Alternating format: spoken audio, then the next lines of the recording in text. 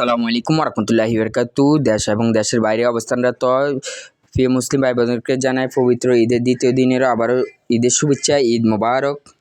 ছোটবেলা থেকে শুনে আসছি কোরবানির ঈদ থাকে 3 দিন এবং ঈদের প্রথম এবং দ্বিতীয় দিন তৃতীয় দিনেও নাকি কোরবানি করা যায়। জিলহজ মাসের 9 তারিখ ফজর থেকে 13 তারিখ আসর পর্যন্ত যে কোনো মুসলিম ভাই কোরবানি দিতে পারবে। কালকে যেহেতু জামিলা বেশি ছিল এই জন্য আমরা গতকালকে ছাগলটিকে কোরবানি দিই, আজকে ঈদের দ্বিতীয় দিন ছাগলটিকে কোরবানি দিব।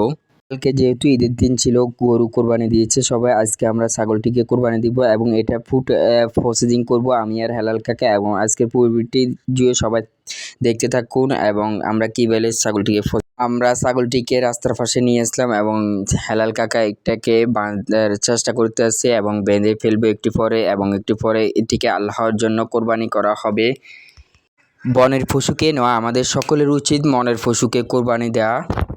আমরা লক্ষ্য করতাম যে অনেকে রাস্তার সাইডে কোরবানি করে রক্ত এবং বর্জ্যগুলো ফেলে চলে যেত। আমরা এগুলো করব না, আমরা এগুলো পুরো পরিপূর্ণ পরিষ্কার করে দিব ইনশাআল্লাহ।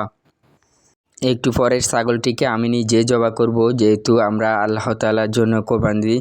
যেহেতু আল্লাহ তাআলার কাছে গোশত এবং রক্ত কিছুই পুষে না, শুধু তাকওয়া পুষে। এই জন্য বনের পশুকে নয়, মনের পশুকে করো কোরবানি আল্লাহর জন্য হোক। পুরো প্রসেসিং শেষ এবং অবশেষে খাসির গোশত রান্না হয়ে গেছে। একটু পরে সবাই সার্ভ করে এখান থেকে নিয়ে বের হচ্ছে। খাসির গোশত অনেক তেল চর্বি হয়েছে খাসিটির মধ্যে। হচ্ছে খাসির রেজালা দিয়ে আমরা সবাই আজকে দুপুরের লাঞ্চ করব এবং তার সাথে আছে একটু ডাল এবং আলুর ভর্তা এবং খাসির রেজালা। আজকের ভিডিওটি কেমন হলো সবাই জানাবেন। আল্লাহ হাফেজ।